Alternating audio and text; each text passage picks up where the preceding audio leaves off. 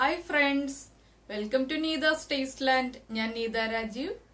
നമുക്കിന്നൊരു apple shake ഉണ്ടാക്കിയാലോ? Apple shake നല്ല ടേസ്റ്റി ആയിട്ടുള്ള ഒരു ഷേക്കാണ്. ഇതിലാകെ 4 ഇൻഗ്രീഡിയൻസേ വരുന്നുള്ളൂ. ആപ്പിളും മിൽക്കും ഡേറ്റ്സും ഹണിയാണ് ഇതിലുള്ള ഇൻഗ്രീഡിയൻസ്. നമുക്ക് വളരെ എളുപ്പത്തിൽ തന്നെ ഉണ്ടാക്കിയെടുക്കാം. ഏറ്റവും ഈസി ആയിട്ടുള്ളൊരു ഷേക്കാണിത്. അതുപോലെ തന്നെ കഴിക്കാൻ നല്ല ടേസ്റ്റിയുമാണ് കേട്ടോ.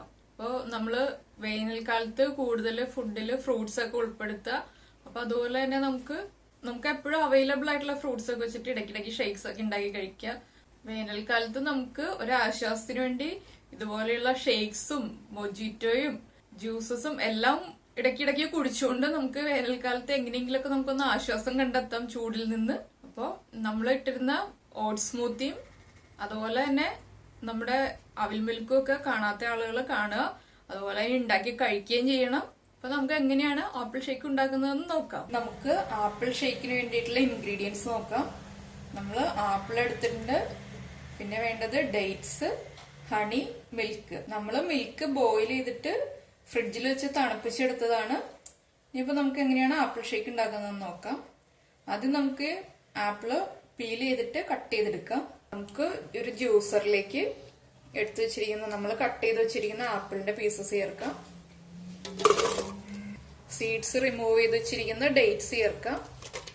നമുക്ക് മധുരത്തിന് അനുസരിച്ച് ഹണി ചേർക്കാം.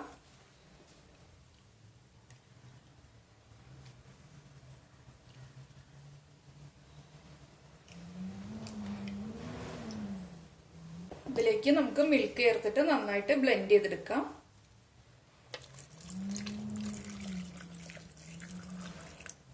ഇത് നമുക്ക് നന്നായിട്ട് ബ്ലെൻഡ് ചെയ്തെടുക്കാം.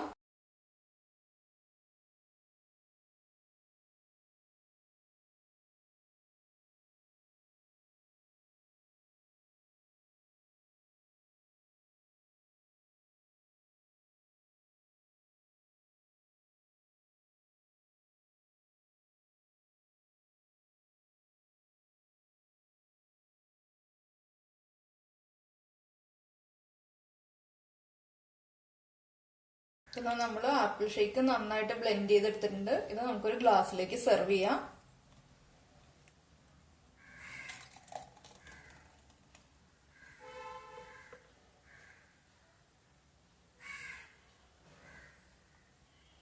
ഇതാ നമ്മുടെ ആപ്പിൾ ഷേക്ക് റെഡി ആയിട്ടുണ്ട്. അപ്പൊ എല്ലാവരും ഈ സമ്മറിൽ ആപ്പിൾ ഷേക്ക് ഒക്കെ ഉണ്ടാക്കി കഴിക്കുക. കമന്റ്സ് ഒക്കെ കമന്റ് ബോക്സിൽ ഇടുക.